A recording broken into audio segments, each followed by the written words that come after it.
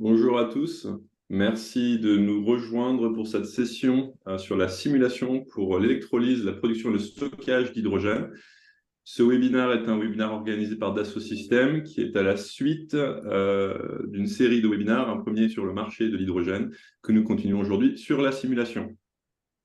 On peut peut-être attendre 2, 3 minutes que les participants arrivent. Pour l'instant, je vois que le nombre de participants est en train de grimper. Et peut-être que d'ici 2, 3 minutes, on lance le, le webinaire à proprement parler. Parfaitement. Donc on va attendre quelques minutes.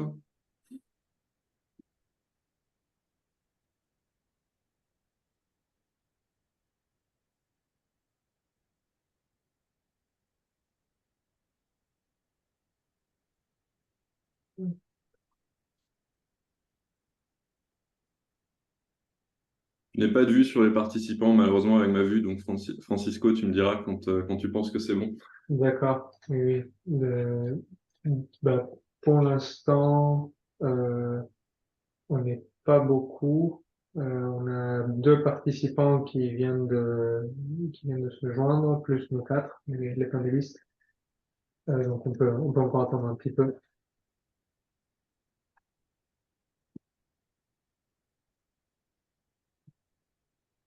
Je crois qu'on avait à peu près une quinzaine de personnes qui devaient se joindre à nous. Donc on peut attendre, ouais, jusqu'à 11h03 à peu près, et ensuite on y va.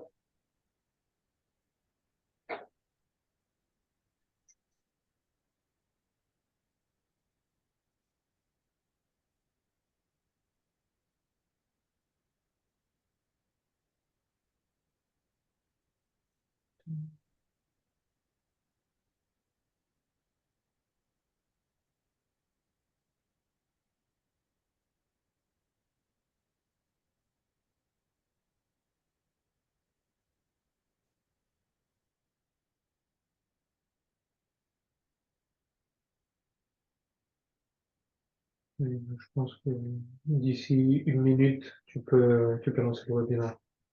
OK.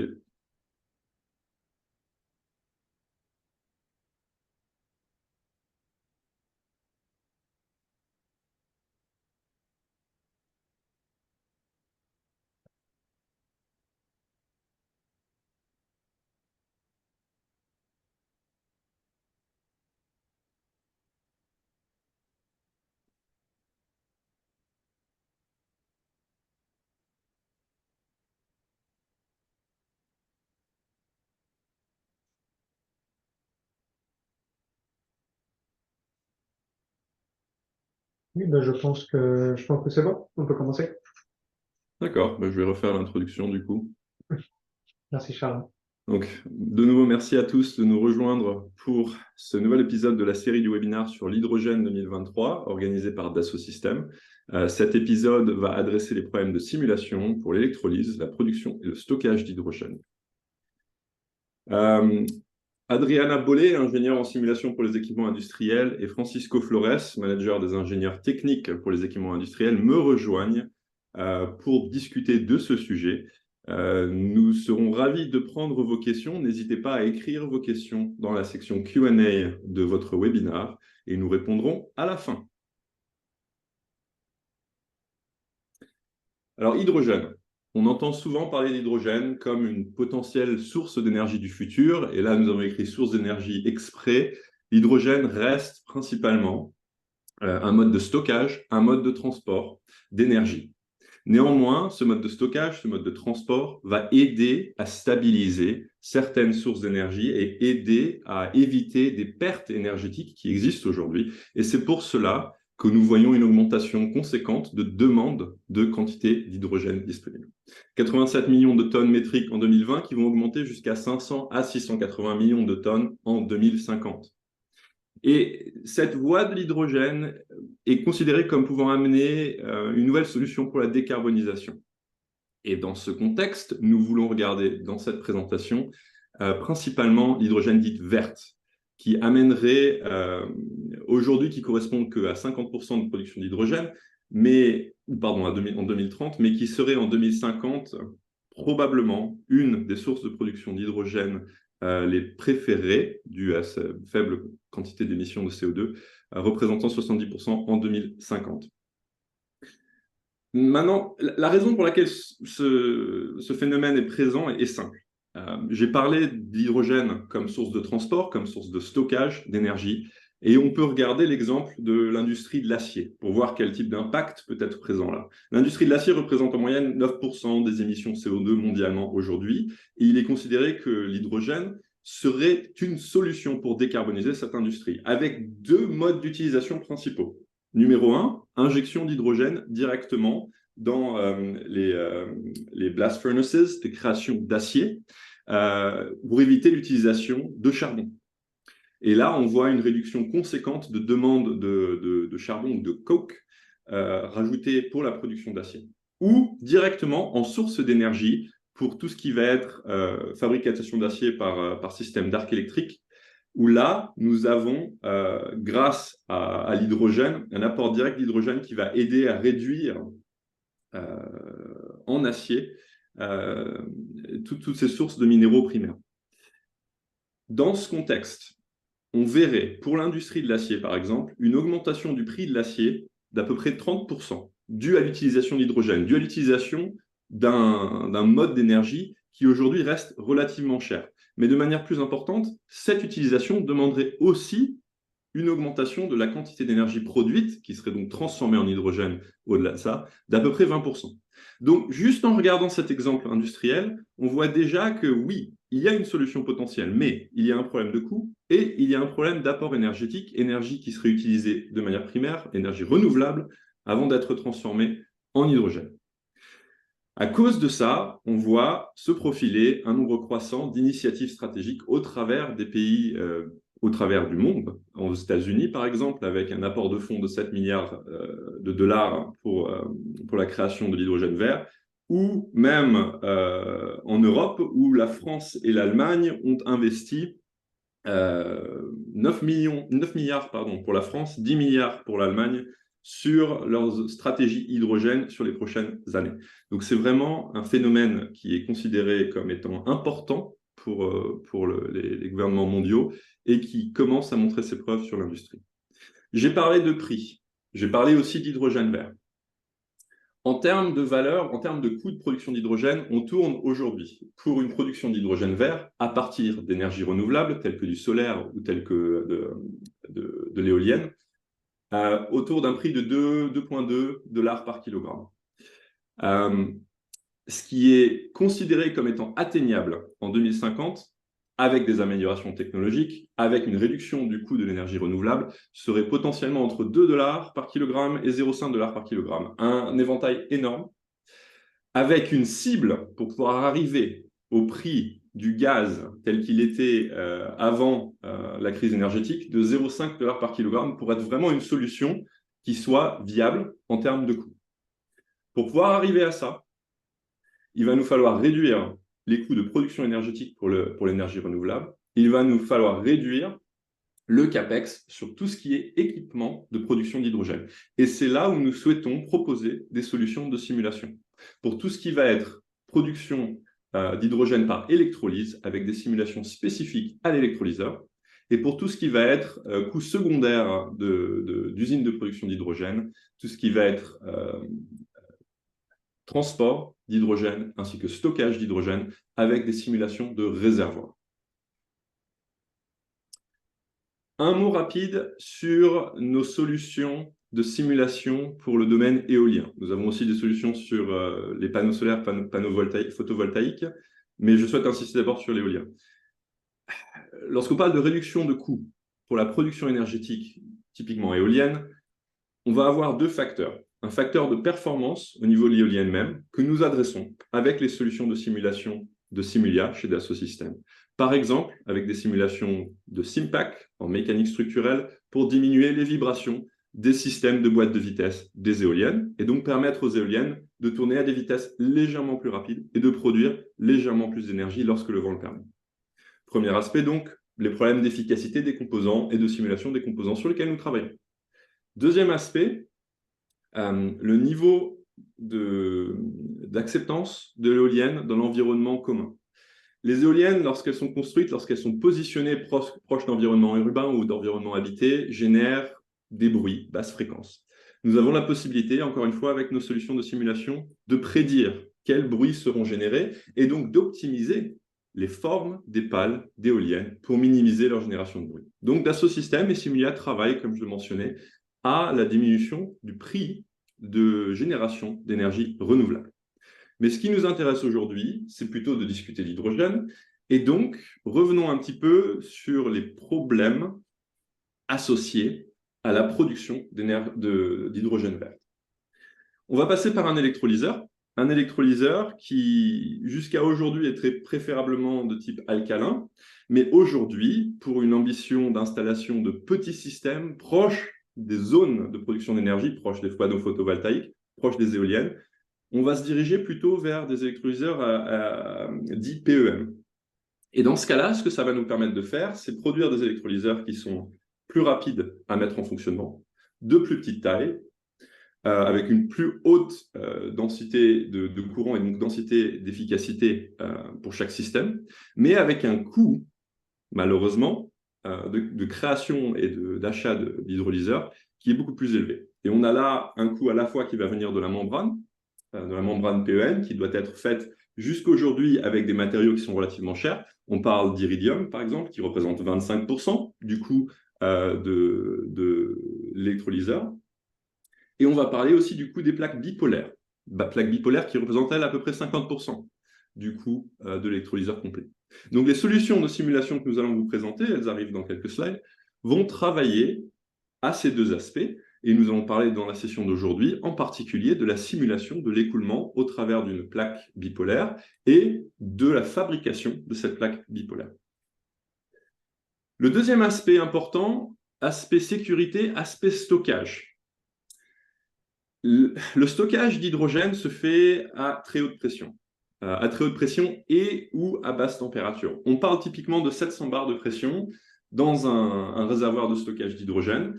On parle aussi d'un gaz qui a possibilité de s'enflammer, qui va créer une petite flamme invisible, qui ne va pas exploser, mais quand même s'enflammer, et donc des risques potentiels lors de fuite.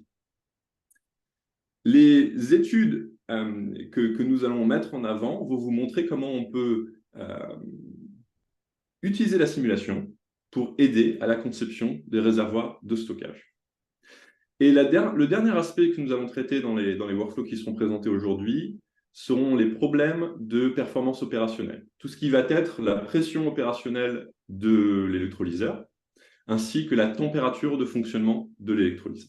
Tout ça au travers de nos solutions de simulation CFD. Donc l'objectif, fondamentalement, est simple. Utiliser le Virtual Twin Experience de Dassault Systèmes, une représentation digitale du système, de l'électrolyseur, du système de stockage, pour pouvoir optimiser ses performances, pour pouvoir optimiser son comportement multiphysique, thermique, fluide, structurel, pour obtenir un coût de production d'hydrogène réduit. Et en même temps, améliorer la sécurité et la durabilité de tous les systèmes utilisés. Nous proposons une série de workflows au travers de notre offre commerciale. Nous allons parler de certains d'entre eux aujourd'hui. Donc en particulier, nous allons couvrir les problèmes de simulation de remplissage de réservoirs que vous voyez en haut à gauche. Donc ce problème fluide, et je vous parlerai des enjeux ainsi que des méthodes de simulation utilisées. Adriana couvrira les questions de résistance et de durabilité pour la tenue des réservoirs ainsi que la sécurité des réservoirs, tout ce qui va être impact, choc, possibilité de dommages au réservoir lui-même. Nous couvrirons aussi tout ce qui est performance et écoulement thermique des plaques bipolaires dans le webinaire d'aujourd'hui. Ça, ce sera couvert par Francisco. Et en dernier point, nous vous montrerons quelques exemples d'emboutissage de plaques bipolaires, tout ce qui va être fabrication de plaques bipolaires, aujourd'hui faites par procédés chimiques typiquement, mais où on cherche à réduire les coûts de fabrication en utilisant des procédés plus mécaniques qui permettraient une production plus à la chaîne de ces plaques bipolaires qui représentent, je le rappelle, 50% à peu près du coût d'un électrolyseur. Alors, vous avez vu les workflows. Parlons maintenant un petit peu de comment on souhaite proposer ces workflows et de l'enjeu que ça peut avoir, de l'impact que ça peut avoir sur l'industrie de l'hydrogène. Aujourd'hui, l'industrie de l'hydrogène est difficile à mettre en place simplement parce qu'on parle d'un changement radical d'un écosystème complet. Changement du mode de génération d'hydrogène, changement du mode d'utilisation, tout d'abord, je devrais le dire, des énergies renouvelables, du mode de création d'hydrogène, de l'infrastructure de transport de l'hydrogène et de l'infrastructure de livraison d'hydrogène, ainsi que du mode d'utilisation. Si on parle par exemple de véhicules électriques, de fuel cell, toute l'instance de conception de véhicules doit être revue. Un changement complet de l'écosystème. Et ce changement complet de l'écosystème amène beaucoup d'inconnus, beaucoup de nouveaux challenges de design. Le mode d'utilisation standard de la simulation, tel qu'on l'a vu dans les dernières décennies, était simplement basé sur l'obtention d'une géométrie, d'un électrolyseur, d'une plaque bipolaire, de la préparation de cette géométrie pour une simulation fluidique, structurelle ou autre. Tout ça basé sur des fichiers. On obtiendrait de la part d'un designer notre fichier de géométrie, et puis ensuite, l'objectif de l'expert en simulation serait de distribuer un résultat pour ce design spécifique. Le problème était simple, il y avait peu ou pas de connectivité entre le travail du designer ou le travail des responsables commerciaux devant atteindre certaines performances à partir de la conception de leur électrolyseur et le travail des experts en simulation qui, eux, cherchent à suggérer des changements de design, mais n'ont pas nécessairement conscience de tous les enjeux commerciaux associés à un design donné. Chez Dassault Systèmes, nous développons ModSim, la connectivité entre tout ce qui va être le modeling, la présence d'une géométrie, d'une représentation digitale d'un électrolyseur ou d'un réservoir de stockage, avec la simulation, la prédiction de la performance de cette représentation digitale. Et au travers de nos outils connectés qui bénéficient de la 3D expérience, nous passons d'une version complètement déconnectée entre le modeling, la géométrie et la simulation, à une version connectée où lorsqu'une modification d'un design est mise en avant, cette modification peut automatiquement être simulée, pas juste suivant un type de physique, mais suivant plusieurs physiques différentes, comme fluide, structure ou même électromagnétique.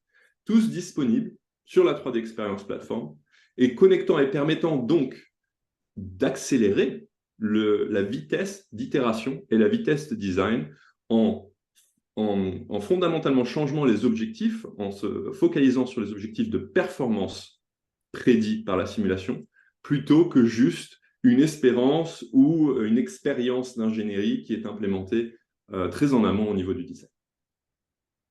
Au-delà de juste permettre une itération beaucoup plus rapide entre modèle et simulation, on va aussi aider à la collaboration. Toutes les informations sur la 3D expérience seront stockées à un seul endroit, disponibles à tous les collaborateurs instantanément.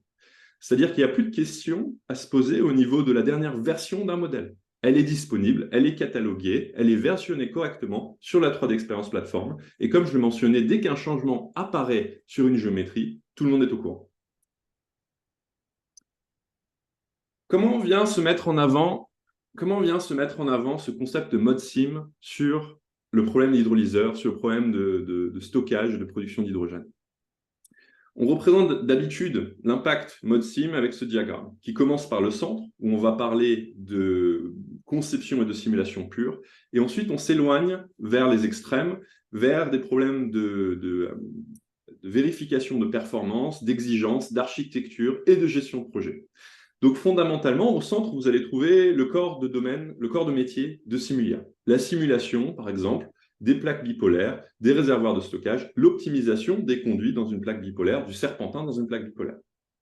On va venir rajouter à ça une automatisation possible à partir du moment où on va modifier une géométrie, où on va paramétriser une géométrie, et on vous montrera la paramétrisation du serpentin d'une plaque bipolaire, on va pouvoir obtenir une nouvelle simulation, un nouveau résultat de simulation instantanément, et donc conduire des études d'optimisation, par exemple. Tout ça va être catalogué dans une base de données qui nous permet de suivre l'évolution des performances pour répondre à un cahier des charges qui lui-même est aussi stocké et associé à cette géométrie qui est simulée dans la 3D Experience Platform. Et bien évidemment, tout ça fait en suivant un planning, en s'assurant que chaque membre de l'équipe est aligné avec ses obligations de délivrable. Donc, on a parlé un petit peu des enjeux, on a parlé un petit peu de mode sim. On va sauter maintenant dans le vif du sujet et discuter de simulation spécifiquement pour les problèmes de remplissage de réservoirs. Alors, le problème de remplissage de réservoir est simple. Lorsqu'on va remplir un réservoir d'hydrogène, on va essayer d'atteindre typiquement pour un réservoir de stockage 700 bars, pour un réservoir de voiture plutôt autour de 350 bars, mais on va essayer de faire ça en moins de 30 secondes, typiquement pour les véhicules. Ça va générer une montée en température. Et l'effet qui cause ça s'appelle simplement le Joule-Thomson effect. On va comprimer un gaz, ça va générer de l'énergie. Cette énergie doit aller quelque part. Elle va faire chauffer les parois du réservoir. Il y a des législations qui existent, des législations de sécurité qui vont nous empêcher d'aller en dessous de 40 degrés lorsqu'on va vider un réservoir, mais là pour le remplissage au-dessus de 85 degrés Celsius pour tout ce qui est remplissage de ces réservoirs ici. Et le problème, c'est que la vérification de la température obtenue pour un réservoir donné coûte assez cher et impacte relativement négativement le cycle de développement du produit, en particulier lorsqu'on va parler de problèmes d'optimisation de la direction des jets. J'y viens dans une seconde. Au-delà de ça, une température qui va être élevée, même si elle n'atteint pas les 85 degrés Celsius, peut impacter aussi la durabilité du matériau, ce qui peut mener à des fuites, ce qui peut mener à des problèmes de sécurité et de coût.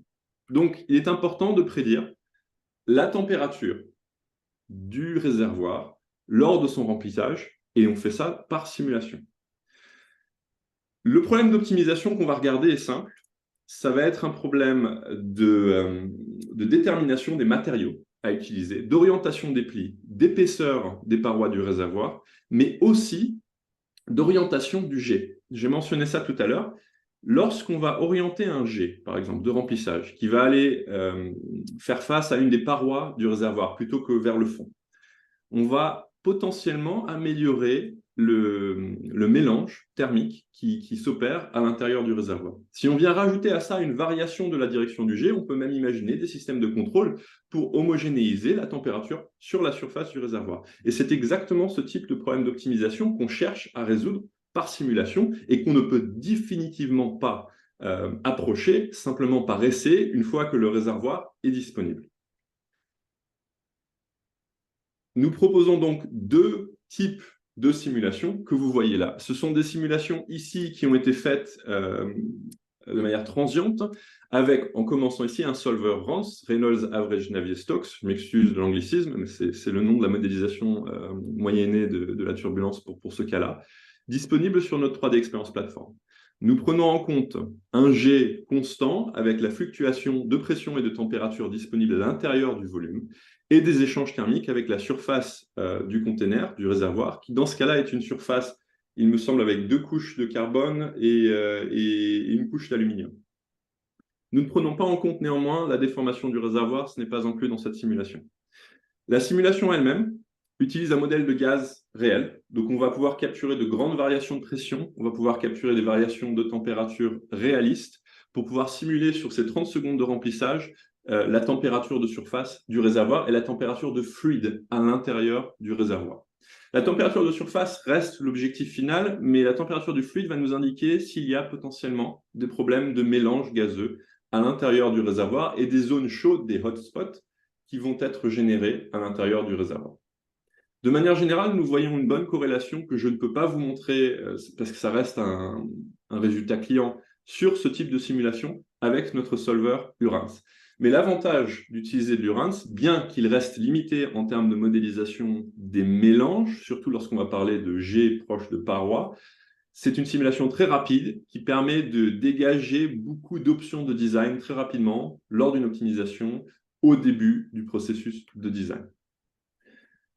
Vient se rajouter à cette option, dès que le slide veut bien changer, voilà, une simulation avec nos solvers Lattice-Boltzmann. Les méthodes Lattice-Boltzmann ne viennent pas résoudre les équations de Navier-Stokes. Ce sont des équations qui sont naturellement transientes, qui sont très peu dissipatives et qui sont, dans le cas de notre solver, avec une modélisation de la turbulence par Very Large Eddy Simulation. Et encore une fois, je m'excuse de l'anglicisme, mais c'est le nom. et qui va donc nous permettre de capturer les fluctuations et les effets de larges structures turbulentes, et même de petites structures turbulentes, de manière très précise. Nous représentons ici un jet qui reste parfaitement aligné avec l'axe du réservoir, mais nous pourrions aussi regarder des problèmes de jet vers les parois du container, vers les parois du réservoir, qui, elles, viendraient vraiment souffrir de cet impact de structures turbulentes à l'intérieur du réservoir, impactant donc la distribution de température à l'intérieur de ce réservoir. Cette simulation a été validée contre une expérience pour ce cas spécifique et vous avez le résultat de simulation sur la droite avec une petite fluctuation au début dans les premières secondes, mais de manière générale, une bonne validation lorsqu'on s'approche des températures les plus hautes, ce qui reste donc le plus important pour la température moyenne du réservoir. Je passe maintenant la main à Adriana, qui va nous parler de solutions de simulation structurelle pour la conception de réservoirs. Merci beaucoup, Charles. Alors, je prépare la présentation. Vous voyez normalement désormais mon écran. C'est bien le cas. C'est merveilleux. Donc, merci, Charles. Donc, effectivement, on va continuer sur la problématique des réservoirs. Alors, on le sait, si on applique le même raisonnement que pour les sources d'énergie classiques actuellement, il faudrait pour 1 kg d'hydrogène environ 11 mètres cubes, ce qui en plus nous amènerait à 100 km de route, dépendant des véhicules évidemment. Et donc, on ne peut pas du tout appliquer les mêmes procédés actuels sur l'hydrogène. Ce qui nous amène à soit une très forte pression, et par très forte pression, on entend qu'on peut monter jusqu'à 700 bars, soit un liquide à très basse température. Les deux posent évidemment des challenges assez innés et qui nécessitent effectivement beaucoup de recherche actuellement. La première solution court terme consiste en effet à stocker à haute pression, donc, comme je l'ai dit, jusqu'à 700 bars. Ça pose évidemment des problèmes de sécurité qui ont donc motivé la création donc, de plusieurs standards internationaux, donc, comme vous les voyez, donc, DIN, ISO, surtout que, comme on le sait, effectivement, l'hydrogène qui a une fuite d'hydrogène peut être mortel selon les cas les pires. Donc, ça va jusqu'à la combustion, la flamme, l'explosion. Donc, on est ici sur un critère de sécurité hautement important et hautement, du coup, dimensionné. Puisque donc, tout ceci nécessite en effet des essais afin d'être sûr, avant d'amener sur le marché et de démocratiser effectivement ces solutions pour que effectivement l'usager soit en totale sécurité. Les essais physiques sont très longs. Charles parlait de dates de type 2030 et tout, donc effectivement on a la recherche doit aller plus vite que ça. Et effectivement, même pour que l'industrialisation, tout basé sur les essais physiques, ça retarderait de manière trop pénalisante. Et donc, on est ici, en plus, sur des matériaux composés. Donc, on n'est pas sur quelque chose de très évident, puisqu'il y a donc ces problématiques d'orientation des plis, d'épaisseur, pour donc avoir la résistance et la durabilité, afin qu'effectivement, pour le moindre choc et dans le temps, on n'ait aucune fuite. Donc, nous, nos solutions de simulation sur la Prod Experience Platform, notamment, je vais vous aussi montrer le logiciel Abacus, nous permettent de s'affranchir en partie, en tout cas d'une grosse partie de prototypes physiques, puisqu'avec ce qu'on appelle donc, le jumeau numérique, nous pouvons tester sur la plateforme ou sur nos logiciels sur le standalone, pardon pour l'anglicisme, nos réservoirs, les matériaux, les dimensions, les épaisseurs, tester effectivement plusieurs paramètres, voir l'influence sur la résistance et la durabilité, et effectivement étudier ces paramètres classiques des composites, donc l'orientation des plis, l'épaisseur et le choix des matériaux, donc avec toutes les lois de comportement matériaux qu'offre Dassault Systèmes, et évidemment la possibilité d'intégrer vos propres lois matériaux après vos essais. Donc, on a ici un premier scénario. Donc, on va ici tester la pression interne, donc de 70 MPa, et un essai aussi de choc, donc de chute. Qu'est-ce qui se passe si effectivement le réservoir malencontreusement tombe? Ce sont des scénarios qui peuvent, hélas, arriver. Donc en entrée, on va prendre ces paramètres de scénario, donc la pression de conception, les propriétés des matériaux, donc qu'elles viennent d'une banque ou d'un essai, donc on va mettre en œuvre, et effectivement la géométrie des réservoirs. On va venir créer la géométrie à proprement parler composite, donc l'orientation des plis et la stack finalement. On va venir créer donc le maillage et assigner les matériaux. Et ensuite, donc, comme je l'ai dit, on a ces deux scénarios, donc essai de rupture et essai de chute. Donc à chaque fois, on va venir assigner des éléments de simulation possibles, donc des conditions limites, la vitesse initiale, la vitesse de chute, la température.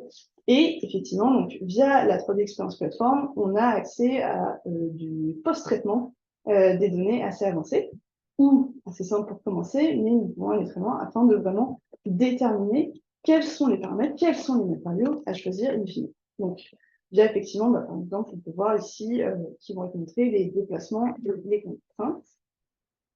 Donc là, vous voyez ici une vidéo de la 3D Experience Platform en œuvre. Nous retrouvons nos réservoirs, nous retrouvons l'assignation des différents plis. Donc, vous voyez ici, donc on a des managers, des fenêtres qui nous permettent effectivement de tout manager dans son ensemble. On retrouve ici du coup l'assignation des différents plis. Là, nous venons mettre la vitesse de chute. Donc, alors la vitesse de chute qui va être mise, c'est de moins 5 mètres par seconde, par exemple. Nous avons ici le post-traitement. Donc, on voit qu'on a accès à beaucoup d'options. Vous voyez en bas que nous avons les capteurs, nous pouvons calculer, nous pouvons créer des nouveaux plots afin de vraiment caler à des formules internes qui vont être développées ou Donc là, on est vraiment sur les résultats en eux-mêmes. Donc, on a ici à gauche l'essai de rupture. Donc, la pression interne qui a été mise, c'est de 70 MPa. Et nous avons pour chaque lamina un matériau élastique orthotropique étudié donc, avec le critère d'endommagement de Hashing. Donc, effectivement, c'est ça que j'entendais par nous pouvons aller assez loin dans les différents critères, dans les différentes propriétés matériaux composites qui sont du coup un petit peu moins classiques que ce qu'on peut retrouver par exemple avec des aciers et tout. La plateforme permet de manipuler ces matériaux. Nous retrouvons à droite un essai donc, de chute de moins 5 mètres par seconde. Donc, le réservoir vient taper le sol et nous pouvons à nouveau étudier si endommagement, rupture il y a via ce critère d'endommagement matériaux qui a été mis en pré-traitement.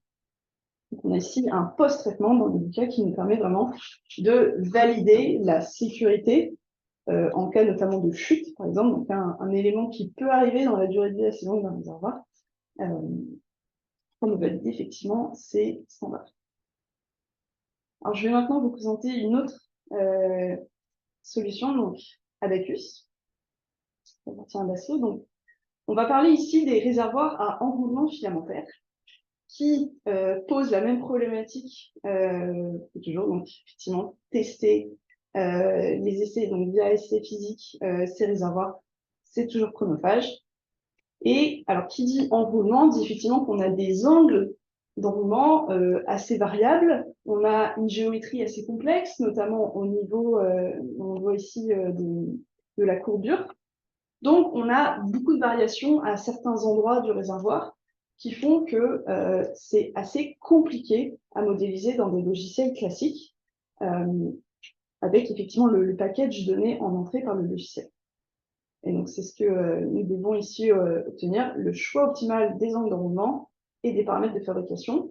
Donc, vraiment, comment enrouler finalement mon réservoir pour toujours atteindre ce critère de résistance et durabilité du réservoir. C'est-à-dire, en gros, pas de fuite, quoi qu'il se passe. Donc, alors, pourquoi on parle ici de composite à enroulement filamentaire eh bien, c'est parce qu'il y a tout simplement des avantages par rapport à d'autres réservoirs créés différemment, donc notamment un ratio raideur-poids, puisque donc effectivement on veut une structure qui résiste, mais si on peut diminuer le poids, ça nous arrange toujours dans ce contexte écologique actuel et de consommation pour rouler, par exemple. Et donc, ce qu'on va venir faire, c'est tester, encore une fois, différents paramètres. C'est un petit peu différent puisqu'on est dans le cas d'un réservoir en filamentaire. Donc, l'angle de rendement, l'épaisseur, qu'est-ce qu'il nous faut pour la maximisation de la performance structurelle. Et donc ici, nous étudions une solution partenaire. Donc en fait, on va utiliser un plugin sur Abacus qui s'appelle OneSim. Désolé, c'est le nom. Donc en fait, ce plugin va venir nous permettre de générer un modèle en 2D, de venir générer toutes les propriétés des couches, des maillages, des sections, et on va avoir vraiment à la fin un modèle prêt à être envoyé à Abacus pour le solver Abacus. Puisque donc sur cette structure générée du coup par OneSim, on va pouvoir venir mettre nos propriétés de simulation spécifiques, donc tout ce qui est contact, connexion, la pression interne effectivement pour notre scénario de simulation et les conditions limites, donc dans ce cas-là un encastrement au niveau du boss. Ensuite, on va venir exécuter la simulation classiquement sur Abacus. On va pouvoir le poster toujours sur Abacus, classiquement.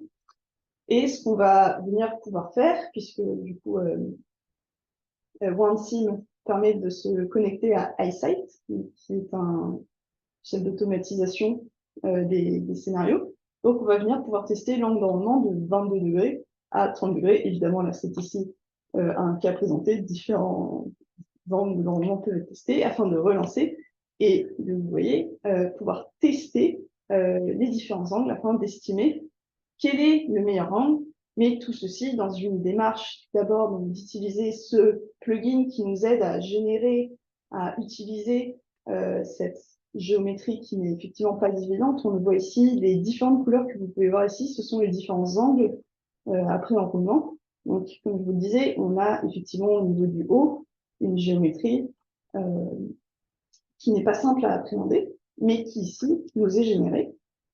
Et à la fin, effectivement, de pouvoir déterminer, donc via critères de lecture, déformation, contraintes de déplacement, le meilleur angle et de pouvoir utiliser au mieux ces réservoirs en rendement filamentaire qui sont effectivement très bénéfiques pour notre cas d'usage et pour l'hydrogène en général. Et je passe maintenant la parole à Francisco.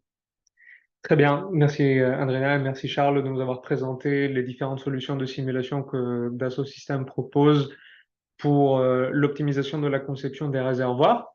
À présent, nous allons parler dans les prochaines minutes, je vais essayer d'accélérer pour maintenir le timing, de la simulation de l'efficacité thermique des composants d'électrolyseurs. Ce que vous voyez à l'écran est une plaque bipolaire qui est un des composants fondamentaux des électrolyseurs à membrane, des électrolyseurs PEM à membrane polymère. Je connais pas exactement la traduction en français. Je crois que je l'ai mis dans le slide d'après. Ça arrive. Oui. Effectivement, à membrane électrolytique, c'est ça. C'est un des composants fondamentaux de ces électrolyseurs où on a la membrane, la plaque bipolaire qui est connectée aux électrodes qui sont eux-mêmes séparés par la membrane et on a un empilage successif de ces composants-là. Et ce sont au travers de ces plaques bipolaires, il y aura une haute densité de courant qui va circuler qui, en faisant passer l'eau par réduction au niveau de la cathode, produira l'hydrogène. L'efficacité du fonctionnement des... il n'y a pas de problème qui peut revenir. Voilà. L'efficacité des électrolyseurs à membrane électrolytique dépend de l'intensité du courant qu'on est capable de faire traverser par le système. Et les cibles actuelles pour la densité de courant sont relativement élevées. On parle de courant supérieur à 1 ampère par centimètre carré de plaque bipolaire, ce qui, par effet Joule, va induire une montée en température conséquente au niveau de ces composants. Si dans des zones de la plaque bipolaire, nous avons des hotspots qui se créent ou des températures non uniformes qui commencent à aller au-delà des bornes de fonctionnement optimal qui sont définies pour ces électrolyseurs. Nous pénalisons non seulement l'efficacité des réactions électrochimiques de réduction qui ont lieu pour la production d'hydrogène, mais nous pouvons accélérer l'apparition de la fatigue prématurée par stress thermique. Il y aura des zones qui vont plus se déformer que d'autres, ce qui va induire des contraintes résiduelles et endommager potentiellement de manière prématurée la plaque bipolaire qui, comme Charles l'a dit en début de présentation, est un composant extrêmement cher, extrêmement onéreux au sein des électrolyseurs. De surcroît, nous devons refroidir donc ces plaques bipolaires en faisant circuler, du fluide à l'intérieur. Et l'écoulement du fluide à l'intérieur doit être fait en essayant de minimiser la perte de charge afin de garantir un bon transport thermique par convection, et idéalement sans apparition de bulles. Donc les bulles, qu'elles apparaissent par la montée en température ou par cavitation suite à une baisse de pression, vont affecter de manière très négative la performance thermique de la plaque bipolaire. Je vais passer suivante. Le défi auquel nous devons faire face a donc 3 volets.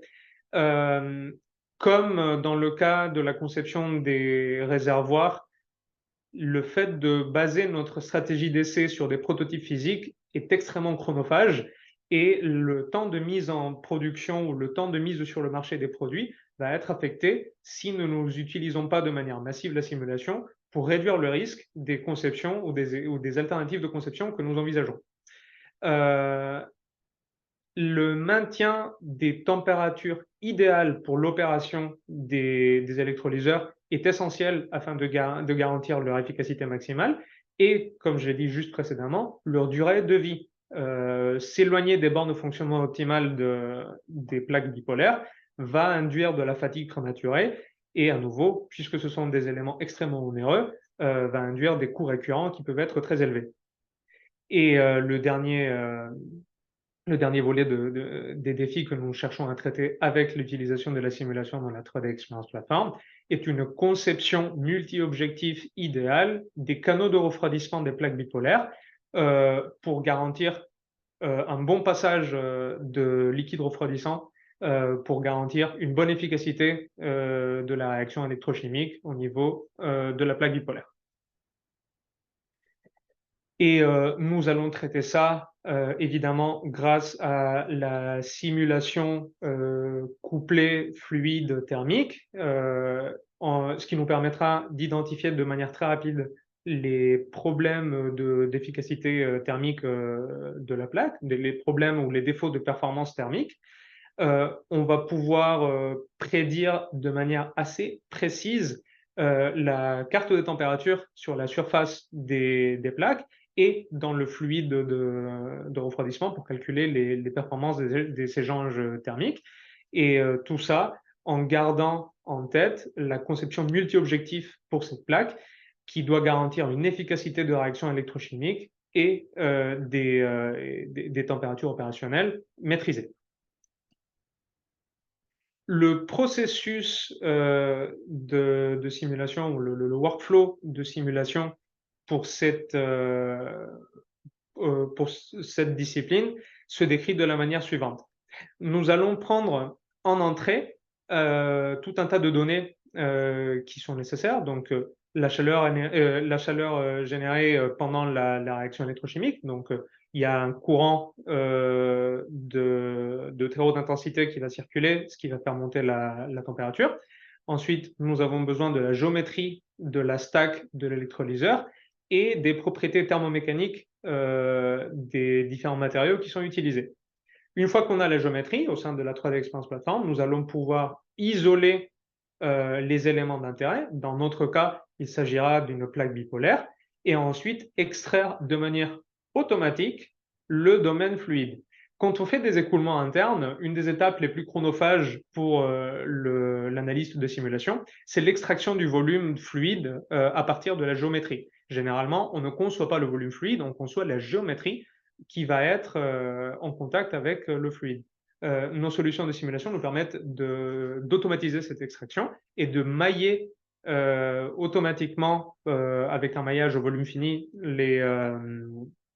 le domaine fluide obtenu, avec une intervention de l'utilisateur qui est minimale. Les techniques de maillage que nous avons sont extrêmement automatisées, et je parle de ça parce que les personnes qui ont de l'expérience dans la mécanique des fluides ont peut-être l'habitude de faire des maillages blocs structurés ou des maillages à une topologie particulière qui nécessitent d'une énorme intervention de l'utilisateur et qui sont extrêmement longs à obtenir.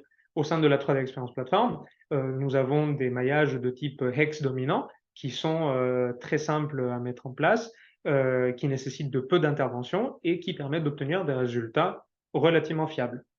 Suite à l'obtention de ce maillage et à l'assignation des propriétés pour la phase liquide et pour l'environnement solide avec lequel nous devrons faire des calculs d'échange thermique, nous allons configurer notre simulation de transfert thermique conjugué. Je ne sais pas quel est le niveau de familiarité de l'audience avec cette technique de modélisation des échanges thermiques, mais je fais un petit aparté pour ceux qui ne sauraient pas. Dans les simulations de transfert thermique conjugué, nous allons simuler deux modes de transfert thermique, du transfert par conduction dans des solides et du transfert par convection dans les phases fluides. Et donc, nous allons avoir un maillage solide indépendant du maillage fluide qui vont communiquer par leur interface avec un flux thermique qui va dépendre de la puissance thermique en entrée et des propriétés de conductivité thermique et du solide, et puis de la convection fluide. Une fois que le calcul est configuré et que nous avons obtenu des résultats, nous allons paramétrer la géométrie et faire varier des paramètres avec une stratégie à définir. Ça peut être un plan d'expérience ou un processus d'optimisation guidée. Et les modèles de simulation vont se mettre à jour automatiquement. C'est-à-dire, à chaque changement paramétrique, le maillage va être recalculé automatiquement sans avoir besoin de faire intervenir l'utilisateur et des nouveaux résultats vont être obtenus. De cette manière, nous allons pouvoir converger très rapidement vers la meilleure solution multi-objectif pour notre problème. Oui. Dans cette première vidéo, on va montrer comment, au sein de la 3D Experience Platform, on récupère la géométrie et comment on va la sélectionner pour commencer notre processus de modélisation. Dans notre cas particulier, la géométrie a été conçue avec SolidWorks, ce qui est le cas de beaucoup de players dans le domaine de l'hydrogène en France. Et à partir de la donnée conçue dans SolidWorks, nous allons utiliser le connecteur de SolidWorks vers la 3D Experience Platform pour sauvegarder la donnée et la gérer en cycle de vie au sein de cet environnement d'ingénierie multidisciplinaire qu'est la 3D Experience. Une fois que la donnée a été enregistrée dans ce qu'on appelle un espace de collaboration précis de la 3D Experience Platform, les personnes qui ont le droit d'accès à cet espace de collaboration et qui ont les rôles nécessaires pour faire la préparation géométrique et la configuration des études de simulation vont pouvoir accéder à la géométrie et commencer le travail de préparation pour la simulation. La plaque bipolaire conçue dans SolidWorks est bien disponible au sein de la 3D Experience Platform. On peut accéder à la donnée, mais on ne peut pas la modifier directement. Les étapes nécessaires de simplification et d'idéalisation de la géométrie sont faites on top de ce modèle SolidWorks qui est le modèle master, qu'on n'a pas le droit de modifier, mais avec une associativité complète. Vous avez peut-être vu qu'il y a un pont paramétrique qui nous permet de récupérer les paramètres de la conception SolidWorks et les imputer dans les modèles au sein de la 3D Experience Platform. En une étape automatique, le domaine fluide a été extrait et un maillage hex dominant a été créé. Ça, c'est une étape qui est totalement transparente pour l'utilisateur, qui est, dans le cas d'un écoulement interne, extrêmement simple à faire. Et une fois que le domaine fluide a été extrait et qu'il a été maillé, nous allons pouvoir configurer la simulation. Dans notre cas précis, il s'agit d'une simulation fluide avec de l'échange thermique. Je ne sais pas si ça... Il y avait une petite en pause. On a une simulation mécanique des fluides avec des échanges thermiques où on va configurer le débit d'entrée, la pression de sortie et les propriétés thermiques pour la phase solide afin de pouvoir calculer tous les échanges qui vont avoir lieu. La performance thermomécanique de la plaque est donc calculée suite à l'exécution du calcul. Au sein de la plateforme, nous avons plusieurs moyens d'exécution, soit en local, soit exécution distante en utilisant les ressources de notre cloud de calcul au besoin. Et en quelques minutes, les résultats de la performance thermique et de la performance de l'écoulement pour le refroidissement sont obtenus. Et on peut post-traiter les résultats de manière assez simple dans ce même environnement. L'étape suivante est donc de faire toute cette variabilité paramétrique de laquelle je vous parlais. Puisque les données viennent de SolidWorks et qu'on a un pont paramétrique avec SolidWorks, nous pouvons gérer les modifications de notre conception depuis SolidWorks et les imputer au sein de la 3D Experience Platform. Et ce qui est encore plus puissant, c'est que quand ces modifications ont lieu, les modèles de simulation se mettent à jour automatiquement. Ça nous permet de mener des études paramétriques d'amélioration de la conception basées sur l'objet de simulation que nous avions vu précédemment, où on va pouvoir définir quels sont les paramètres de conception que nous allons considérer comme étant des variables pertinentes pour la conception. À partir des sensors que nous aurons définis dans les résultats, nous allons pouvoir définir des variables de réponse que nous allons vouloir monitorer pendant notre étude d'optimisation. C'est ce que l'on voit ici. Et on va pouvoir leur assigner un objectif. Donc, par exemple, nous allons pouvoir donner un objectif de minimisation de la perte de charge, un objectif de minimisation sur la température maximale à un endroit précis de l'écoulement. Ce genre d'objectifs sont définis directement sur les résultats de simulation. Et ensuite, nous allons pouvoir configurer le type d'étude. Est-ce que je fais un plan d'expérience avec une stratégie précise? Est-ce que je fais une optimisation formelle qui prend la forme de plusieurs algorithmes selon le type de problème? Et nous allons pouvoir ensuite exécuter tous ces calculs afin de converger vers les solutions optimales. Comme souvent, nous avons des objectifs qui sont antagonistes et ça mène à l'apparition d'un front de Pareto. Nous pouvons très rapidement identifier dans notre espace de conception quelles sont les solutions optimales qui sont précisément sur ce front de Pareto. Très rapidement, nous allons donc pouvoir converger vers la meilleure solution potentielle à notre problème, compte tenu des calculs que nous avons réalisés.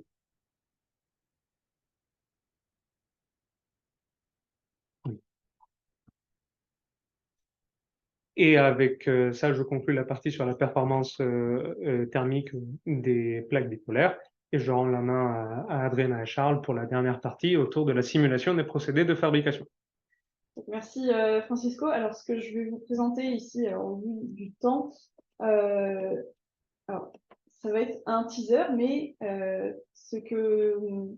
plus grand travail sera présenté dans des conférences en 2024, puisqu'il est montré ici. Donc, je vous invite effectivement en 2024 à assister à ces passionnantes conférences que mes collègues présentent autour toujours des procédés de fabrication.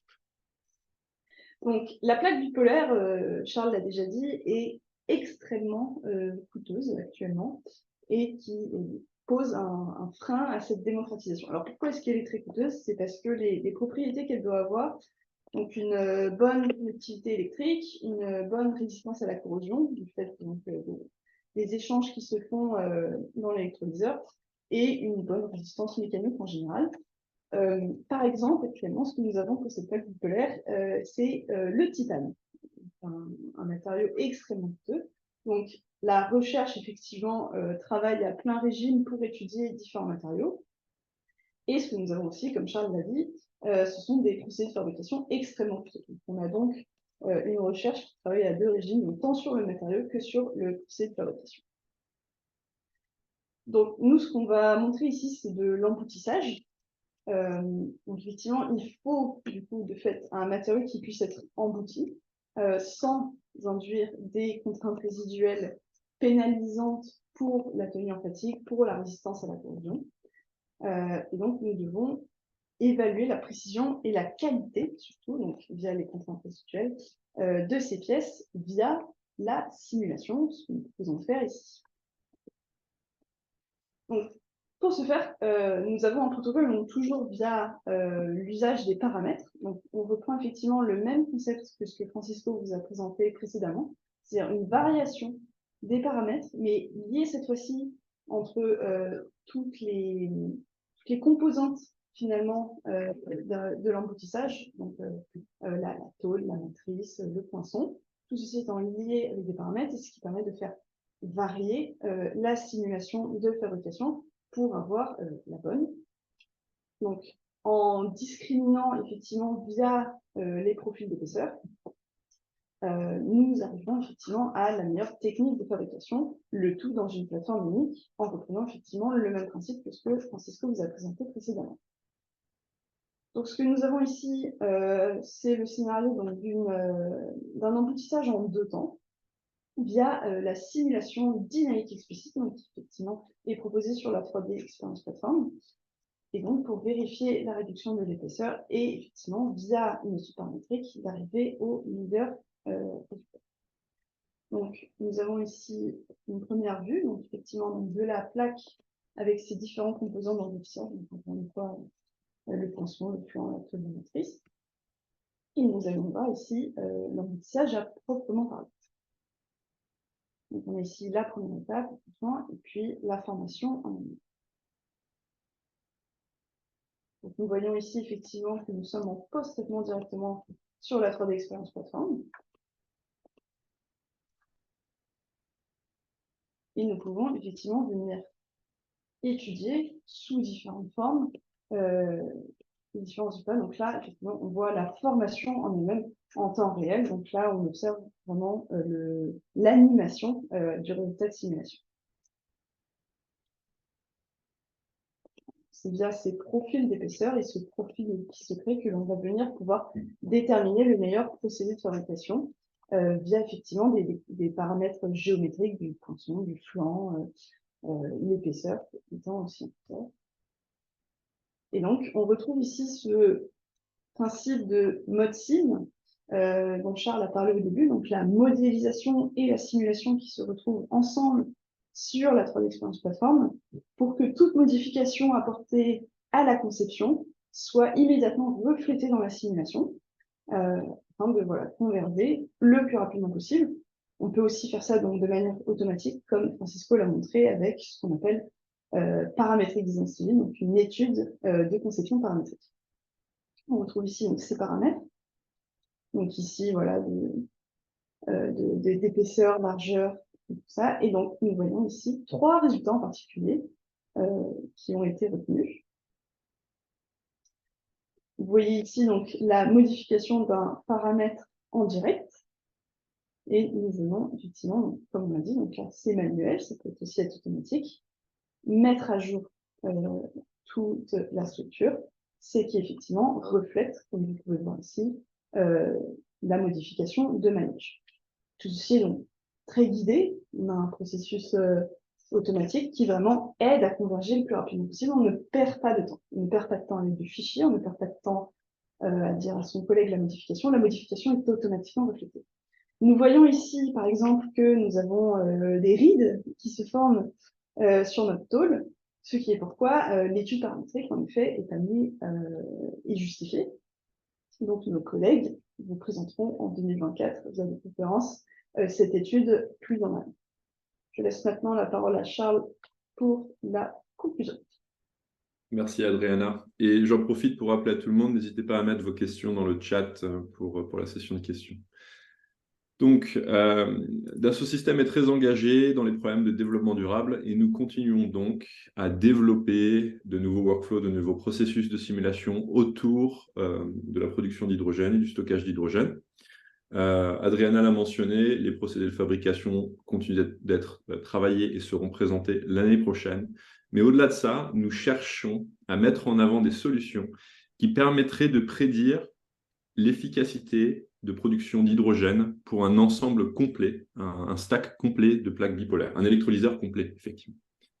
Sur ces sujets-là, nous travaillons sur les simulations multiphasiques, ce qui va se passer lors de production d'hydrogène, surtout lorsqu'on utilise un seul serpentin à la fois pour le refroidissement de la plaque bipolaire et pour l'apport d'eau dans une réaction où on est très loin des rapports stoichiométriques, donc beaucoup d'eau pour pas trop de courant. On va avoir des formations de bulles, et ces formations de bulles doivent être prédites parce qu'elles impactent l'efficacité de refroidissement et elles impactent l'efficacité des réactions. On va combiner ça avec des analyses électrochimiques qui vont aller d'une échelle microscopique à une échelle macroscopique pour pouvoir prédire l'efficacité réaliste, complète de production d'hydrogène d'un électrolyseur en prenant en compte la présence de ces bulles, la géométrie du serpentin et les comportements thermiques et structurels de l'électrolyseur complet. Avec ça, nous sommes arrivés à la fin de notre webinaire. Merci d'être resté avec nous, d'avoir participé à ce webinaire. Nous ouvrons maintenant la session des questions-réponses. Je ne crois pas que nous ayons des questions. Ah, si, j'en vois quelques-unes. Francisco, Oui, tu veux faire modérateur? oui, pourquoi pas. Alors, je vais essayer de lire quelques questions qui apparaissent. Euh, Quand vous parlez de Simulia dans la 3D Experience Platform, est-ce que vous parlez d'Abacus ou il y a bien d'autres choses? Alors, peut-être que je peux répondre sur celle-là. Ok. Donc, Abacus, notre solver structurel, Abacus CAI, a été porté vers la 3D Experience Platform. Ça reste le même solver qui est amélioré grâce à des méthodes de pré-processing avancées, grâce à des méthodes de gestion de géométrie avancées. Et il vient être aussi supplémenté par toute une série de modèles de simulation, de solvers de simulation pour d'autres physiques. Donc, on parle d'électromagnétique, de multicore, on parle de fluide, de CFT, par exemple. Tout ça devient disponible dans 3D Experience Platform du côté de Simula, dans le monde de la simulation. Et à tout ça vient se rajouter tout le reste de l'univers 3DS. Donc, tout ce qui va être analyse de données, tout ce qui va être planification de projet, gestion de cahier des charges, par exemple. C'est de ça qu'on parle lorsqu'on mentionne la 3D Experience. Merci. Je vois qu'on a déjà dépassé l'heure de fin prévue pour le webinaire. Est-ce que je réponds, enfin, je propose qu'on réponde à une question de plus ou quelque chose comme ça avant de clore le webinaire? Parfait. Très bien. Bon, bah, je vois qu'il y a également d'autres questions. Euh, Par exemple, il y a deux méthodes de CFD qui ont été présentées. Comment choisir l'une par rapport à l'autre? Je prends aussi, Adriana. Oui, s'il vous plaît. Alors, je vois en parler qu'une personne a levé la main. Bah, on va peut-être donner la parole aux personnes qui se manifestent. Euh, Est-ce qu'on peut, Est-ce qu'on peut donner est-ce qu'on peut donner? Viviana, est-ce qu'il y a moyen de donner la parole à Monsieur Je ne vois pas, je vois personne vraiment lever la main. Moi, je vois Monsieur Prély, Oui. Eric Prély qui lève la main. Euh, Ah. ah bon. Monsieur Prély, est-ce que vous pouvez écrire votre question? Ah non, c'est bon. Je viens de lui donner la parole. Eric, si vous voulez poser vos questions, il faut juste décrocher votre micro. Je crois que votre micro est désactivé. Bon, sinon, bien évidemment, il y a la possibilité d'écrire votre question dans le Q&A, dans la barre noire de Zoom.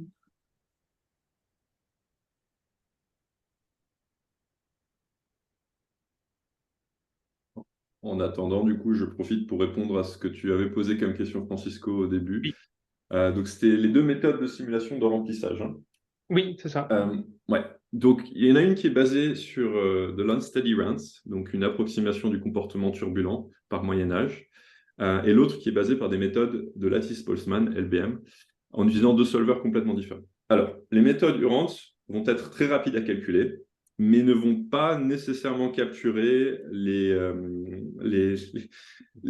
à la fois les charges fluctuantes sur les parois du réservoir. On a une limite de 125% de la pression nominale par instance de pression locale, ou un mélange nécessairement correct du fluide dans le volume, surtout lorsqu'on parle, comme je le disais, de jet orienté vers des surfaces. Donc, pour faire une première détermination peut-être des thèmes de design qui fonctionnent le mieux, c'est une bonne idée d'utiliser beaucoup de simulations en Urance avec notre solver de simulation sur la 3D Experience Platform et de dégager un petit peu le terrain en termes de possibilités de design. Derrière ça, si on va vraiment travailler sur des problèmes de jet orienté vers des surfaces, là où les structures tourbillonnaires vont avoir un gros impact sur les effets de mélange gazeux et de mélange de température, et donc de distribution de température homogène ou inhomogène à l'intérieur du volume, il vaut mieux se tourner vers des solutions plus coûteuses, beaucoup plus précises, et adaptées à ces problèmes de simulation instationnaire pour la validation avant vérification de la certification ISO. Voilà, j'espère que ça a répondu à la question. Très bien. Merci, merci Charles. Je pense que nous pouvons clôturer ici. Oui, Donc effectivement, à la fin de ce webinaire, vous allez avoir une page automatique qui va s'ouvrir avec un questionnaire. Nous vous remercions de prendre le temps de répondre à ces quelques questions. Vous avez du coup nos noms écrits sous nos têtes, donc n'hésitez pas à nous contacter pour des questions futures ou des questions qui pourraient apparaître dans les jours prochains. Et nous vous remercions de votre attention. merci beaucoup. Bonne journée. Merci beaucoup. Au revoir. Au revoir.